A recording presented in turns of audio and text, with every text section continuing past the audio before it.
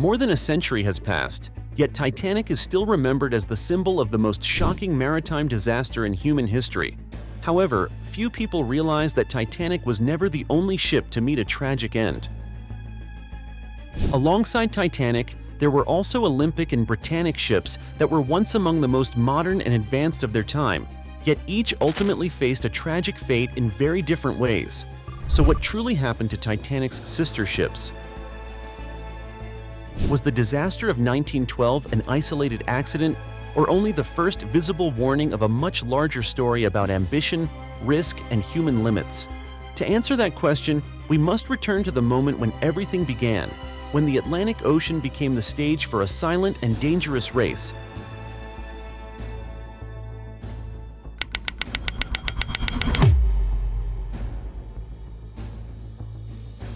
In the early 20th century, the Atlantic Ocean was more than open water. It was the main route of global trade, mass migration, and national power. Control of the Atlantic did not simply determine who arrived first. It shaped who appeared modern, reliable, and dominant in the eyes of the world. Every year, millions of Europeans crossed the ocean seeking new lives in America. Steamship travel became the backbone of this movement, transforming the Atlantic into a crowded highway of ambition and hope. For shipping companies, this was no longer a niche industry. It was a vast, competitive business where reputation mattered as much as profit. In this environment, shipping lines were not only transporting passengers. A successful crossing was not just a journey completed. It was a public demonstration of engineering capability and national confidence. Speed, comfort, and reliability became symbols that extended far beyond the ships themselves. Two names stood above the rest: Cunard Line and White Star Line. Cunard Line adopted a clear and aggressive strategy. Speed would define its identity. Fast crossings meant headlines, records, and constant media attention. With the launch of Lusitania and Mauretania, Cunard repeatedly shattered Atlantic crossing records. These ships were not merely fast vessels. They were marketed as symbols of industrial dominance, proof that modern engineering had reduced the ocean to a measurable obstacle. Faced with this strategy, White Star Line found itself at a disadvantage. Competing directly on speed required enormous fuel consumption, constant mechanical strain, and significant operational risk. Any attempt to match Cunard's pace would come at a high cost, both financially and structurally. If White Star tried to win the race purely through speed, defeat was almost certain. It was at this moment that J. Bruce Ismay made a decision that would reshape maritime history. White Star Line would not chase speed. Instead, it would redefine what success at sea looked like. The company would focus on comfort, stability, and above all, the feeling of safety throughout the journey. The goal was not to arrive first, but to arrive calmly. Not to impress with velocity, but to reassure through scale, balance, and order. This approach reflected a deeper understanding of passenger psychology. Most travelers did not crave records. They wanted predictability. They wanted to feel that the ship beneath them was steady, controlled, and immune to the uncertainties of the ocean. White Star Line chose to sell confidence rather than haste. From this vision, the Olympic class was born. This was not a single ship project. It was a system built to last. 3 ships were designed together. They would serve the same routes and reinforce the same image over many years. Titanic was only one part of this plan, not its sole focus. The class was conceived as a long-term statement, not a one-time gamble. Each ship would support the others, creating consistency rather than spectacle. Before Titanic ever sailed, another ship went first to test this ambition in the real world. The answers begin with the fate of the first ship of the class, Olympic. Olympic was the first of the 3 sister ships to be completed and sent to sea. It was not an experiment or a rehearsal. It was the proof that White Star Line's strategy could work in the real world. From the moment Olympic entered service in 1911, public reaction was overwhelmingly positive.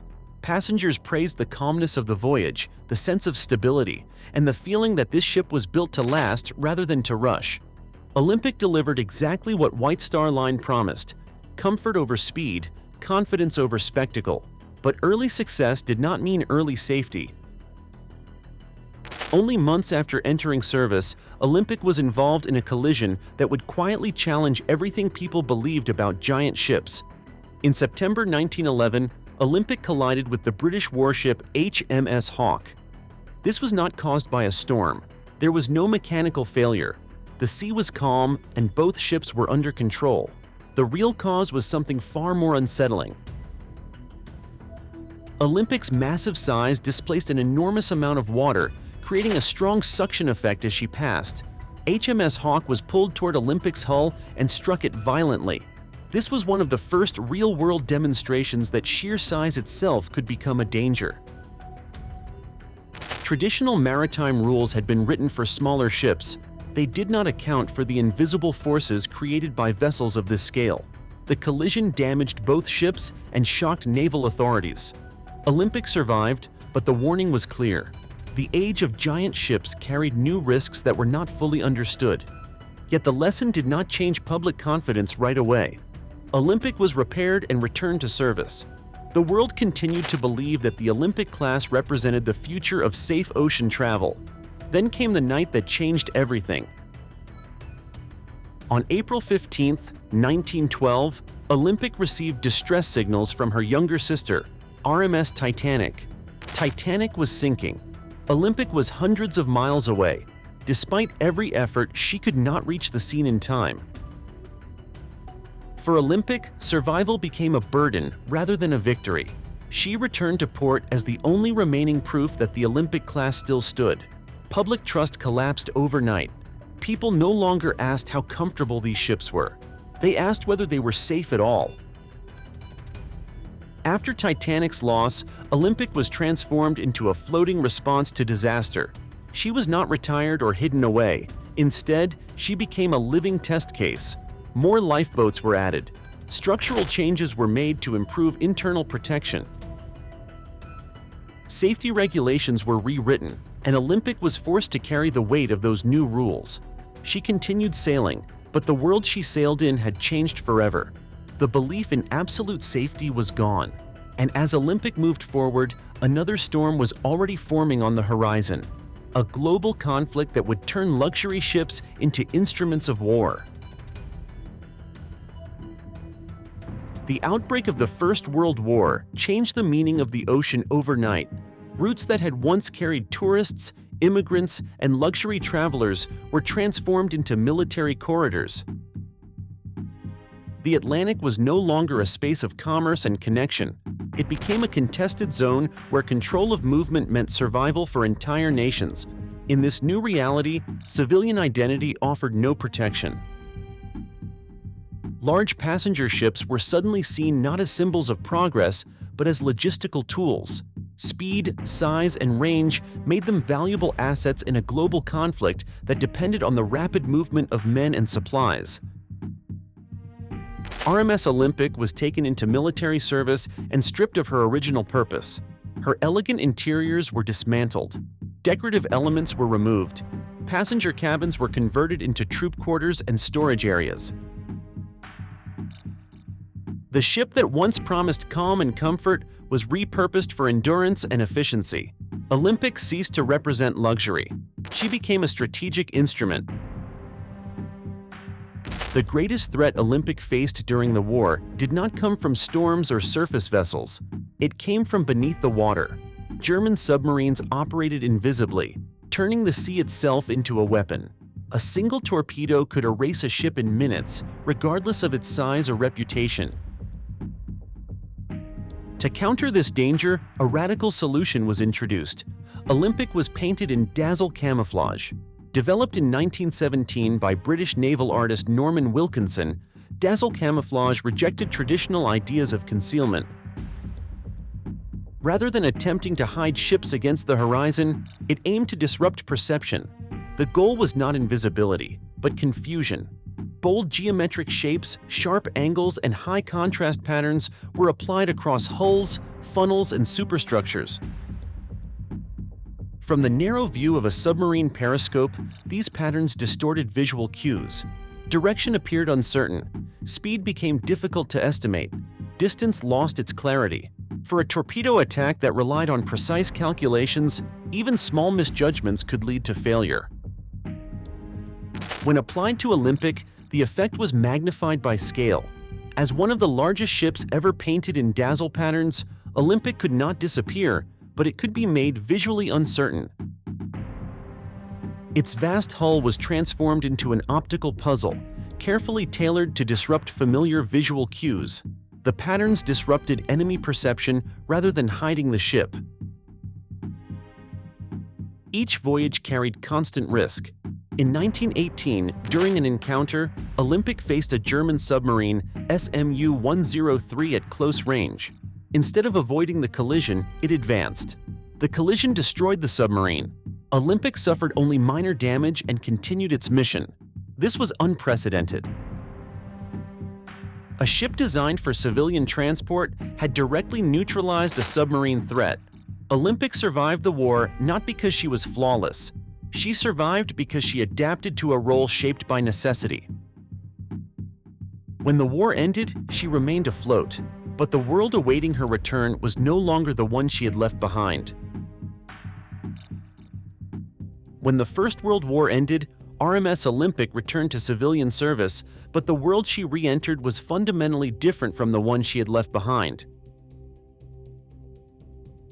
The optimism that once defined transatlantic travel had been replaced by caution, memory, and economic restraint.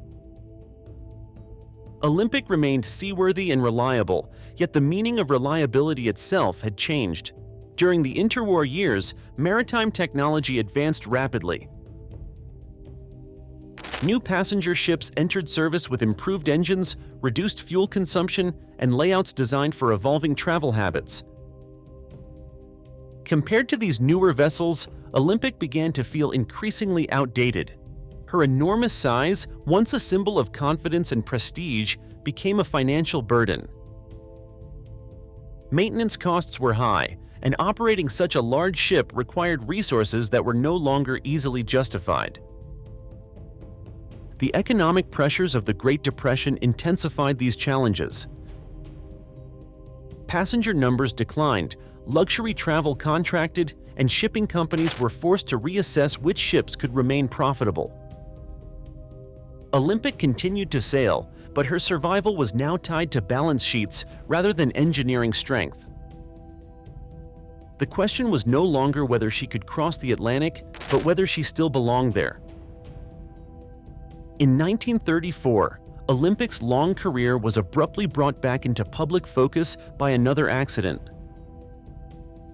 While navigating through dense fog off the coast of Massachusetts, Olympic collided with Nantucket Lightship, a stationary vessel that served as a floating warning beacon for dangerous waters.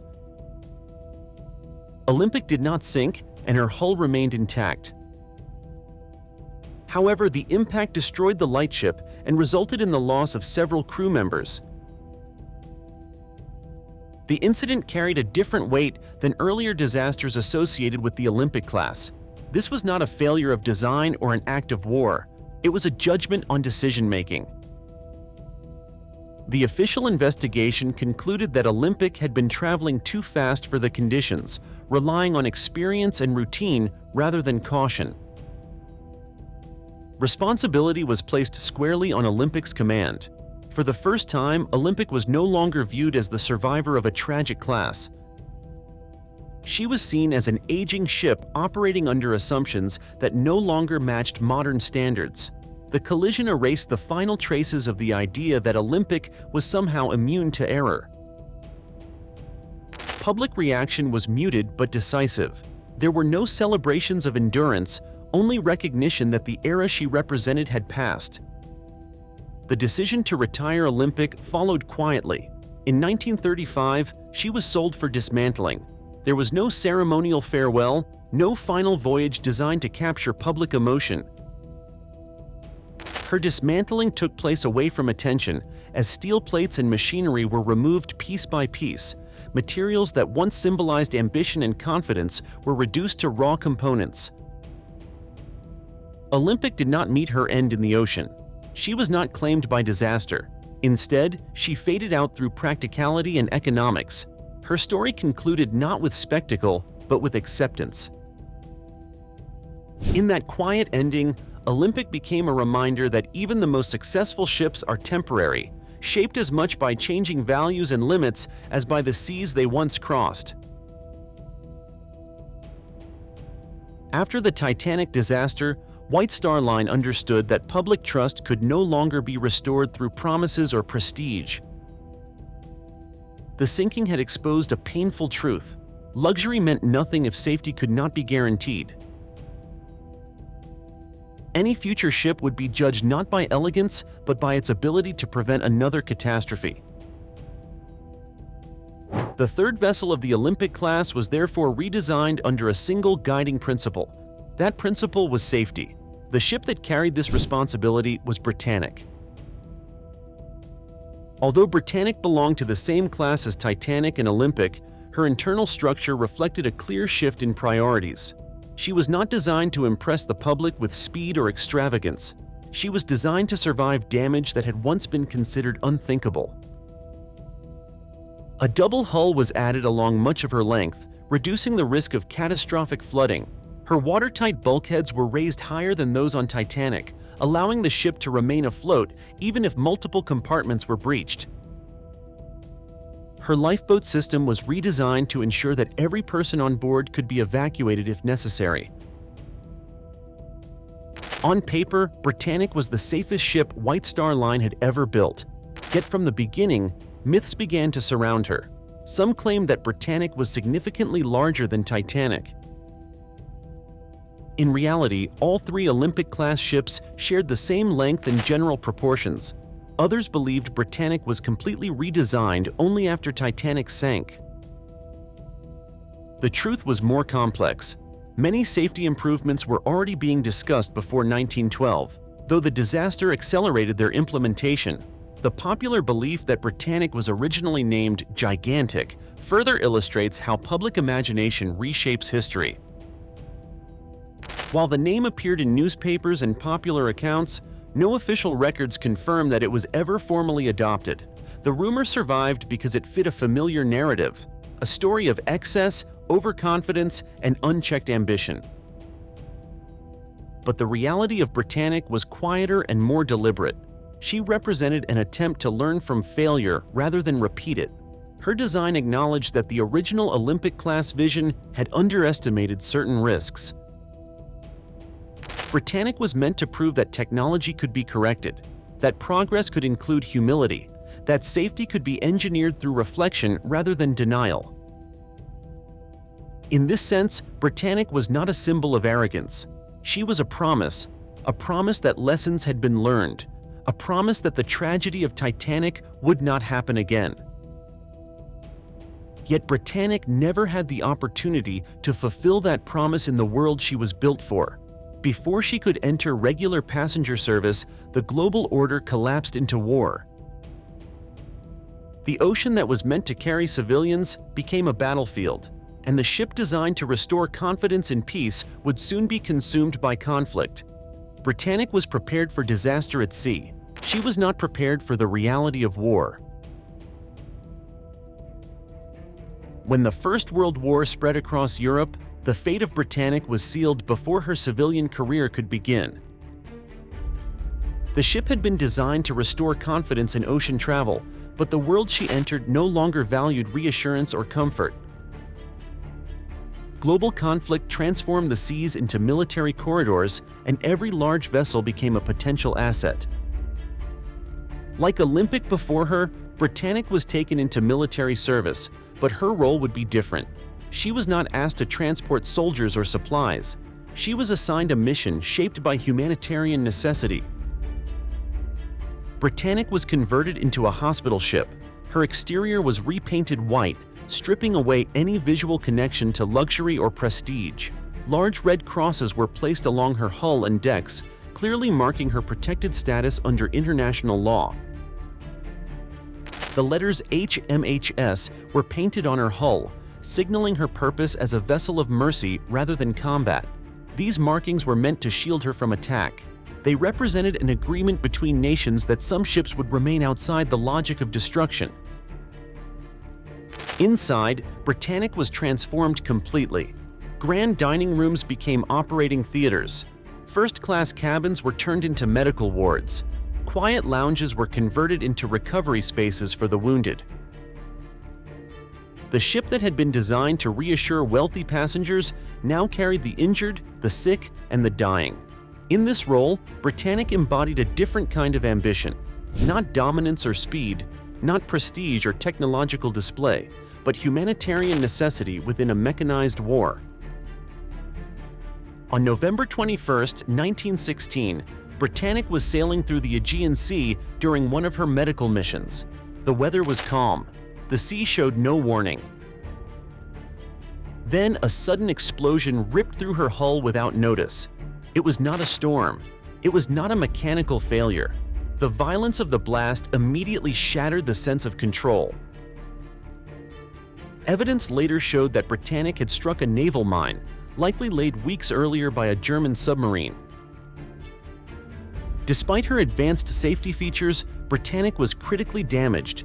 The explosion affected multiple compartments at once. Water entered the ship faster than anticipated. Some watertight doors failed to seal properly under the sudden pressure. The design improvements slowed disaster, but they could not stop it. In the chaos that followed, human decisions compounded the danger. Portholes and ventilation shafts had been opened to improve airflow for patients. As the ship began to list, these openings allowed water to spread rapidly between compartments. Evacuation orders were given under extreme pressure. Several lifeboats were launched while the ship was still moving forward. The turning propellers pulled these boats into their path. They were destroyed instantly. Lives were lost not to the explosion itself, but to urgency and confusion. In approximately 55 minutes, Britannic sank. This was far faster than Titanic, yet the outcome was strikingly different. The sinking occurred in daylight. Weather conditions remained calm. Nearby land allowed for rapid rescue efforts. Medical staff and crew acted quickly. As a result, the loss of life was relatively limited. Around 30 people died. More than 1,000 survived. From a human perspective, this was a partial success. From a symbolic perspective, it was devastating. The safest ship of the Olympic class had been lost, not because her design was fundamentally flawed, not because lessons had been ignored, but because war introduced dangers no safety system could fully control. Britannic's sinking demonstrated a hard truth. Engineering can reduce risk, but it cannot eliminate it, especially when technology is repurposed for war. When viewed together, the story of the Olympic class becomes clearer. These ships were not isolated events, nor were they accidents that existed in separate moments of history. They formed a continuous narrative shaped by ambition, correction, and limitation. Each vessel represented a different response to the same belief. That technology, when pushed far enough, could overcome uncertainty. Titanic stood at the beginning of this belief. She was presented as the ultimate expression of human confidence in engineering. Marketed as the safest ship ever built, she encouraged a mindset that safety was guaranteed rather than managed. That belief influenced how she was sailed, how risks were judged, and how warnings were interpreted. When Titanic failed, the consequences were immediate and irreversible. The cost was not theoretical. It was counted in lives lost, families shattered, and trust destroyed on a global scale.